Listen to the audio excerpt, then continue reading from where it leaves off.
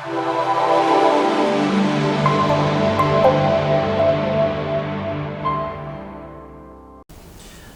Zach King from Debt Review TV, and I'm here in the studio with Seb Alexanderson, a debt counsellor from the company NDA.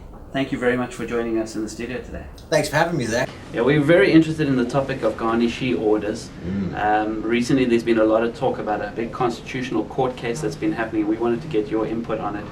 First of all, Seb, what is a Garnishee order? How does that work? What is it? When you lend somebody money and that person doesn't pay you back and then fails to negotiate any repayment plan, you've got the right to take that person to court in order to make an application to attach or deduct money directly through the employer. Okay, so I get my salary check, but some of the money's gone now to someone I owe money to. Correct. Okay, all right.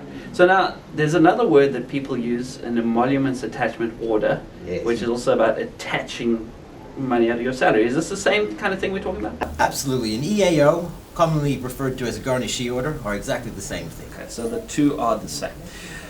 But what happens before someone ends up with a Garnishee order? What's kind of the steps that are followed? You mentioned some of them briefly, but how do I go up from being a consumer who's paying my debt to suddenly having a Garnishee order?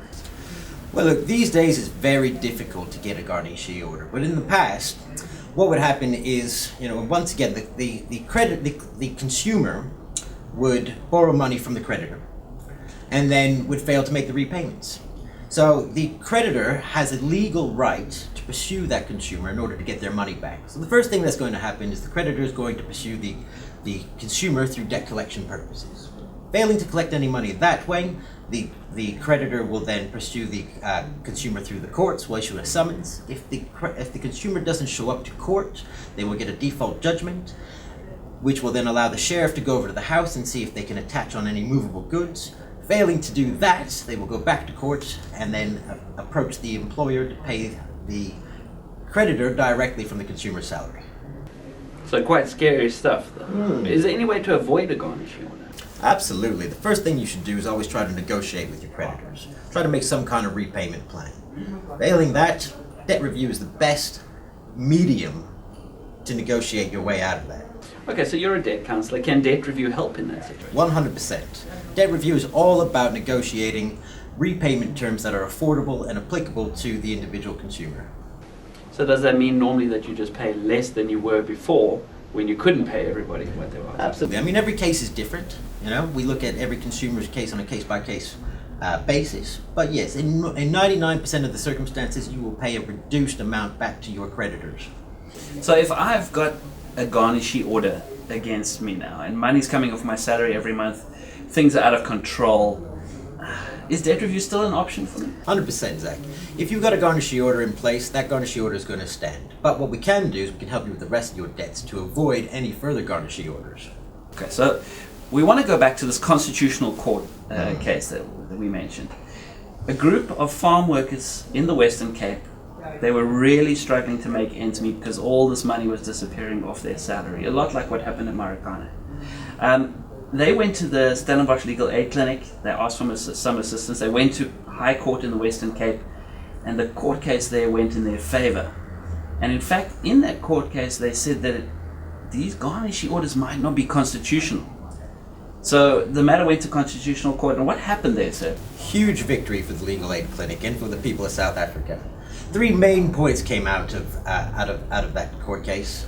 First of all, before the court case, a clerk of the court was able and capable of rubber stamping these Garnishee orders. So no due diligence was being done. People were just receiving Garnishee orders at the mercy of the clerk of the court. Now a magistrate has to oversee.